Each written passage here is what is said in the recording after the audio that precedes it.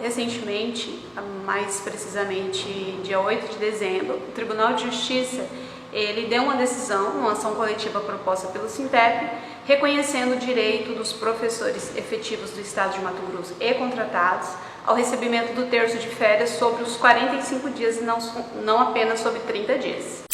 Essa decisão, é importante dizer que ela está ainda tramitando, né? Isso, ela foi publicada no dia 8 de dezembro. Toda publicação de decisão abre prazo para recurso de ambas as partes, então o recurso do Estado, o prazo de recurso do Estado ainda está tramitando.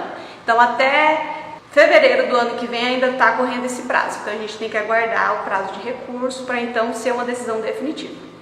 Quando que essa decisão passaria a ser definitiva e beneficiar os trabalhadores da educação? Quando findar esse prazo de recurso e o Estado não apresentar nenhum recurso, aí a sentença ela é definitiva, que é o que a gente chama de trânsito em julgado da decisão. Até lá? Até lá o processo vai tramitar e a gente não pode cobrar esses valores enquanto não findar esse prazo de recurso.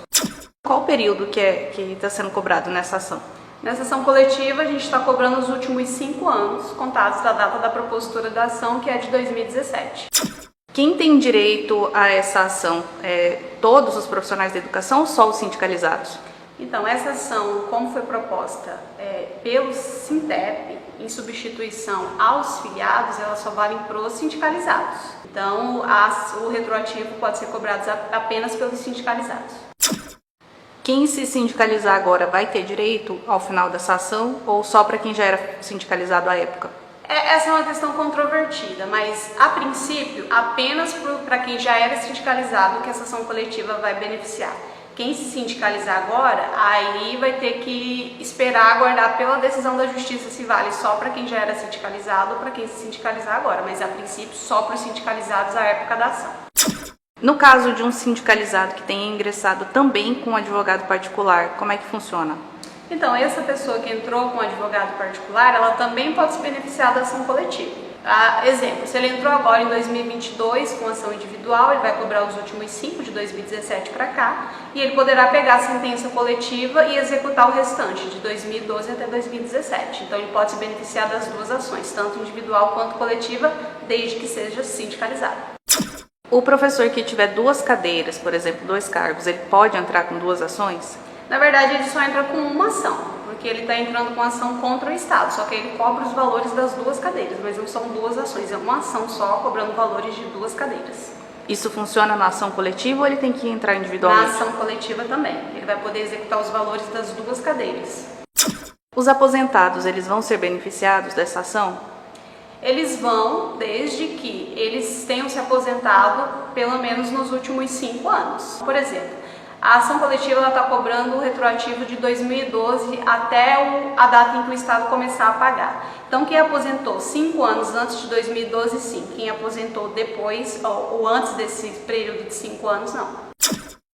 Os professores da rede municipal, das redes municipais, também podem se beneficiar dessa ação? Na verdade, o dos da rede municipal, eles têm que entrar com ação própria. Primeiro, ele tem que analisar o plano de carreira para saber se o plano de carreira da educação do município prevê as férias de 45 dias para professores. Tendo essa previsão, pode entrar com ação individual cobrando o município e aqui no Sintep a gente já ingressou com algumas ações coletivas municipais para algumas subséries. Aí o sindicalizado tem que entrar em contato para saber se existe ação coletiva municipal ou se ele tem interesse em entrar com ação individual. Já existe uma data para o recebimento desses valores? Não, ainda não existe uma data certa para recebimento. Primeiro porque ainda está correndo o prazo de recurso para o Estado, só vai findar em fevereiro do ano que vem. Depois de transitado em julgado, esse processo que está lá na segunda instância, no Tribunal de Justiça, ele vai descer para a vara de origem dele na primeira instância e vai iniciar uma fase chamada liquidação de sentença. Essa fase é bem morosa, bem demorada, porque vai ter que fazer o levantamento de todos os sindicalizados, os valores individuais com ficha financeira, juntada de documentação. Então não tem uma data prevista para recebimento.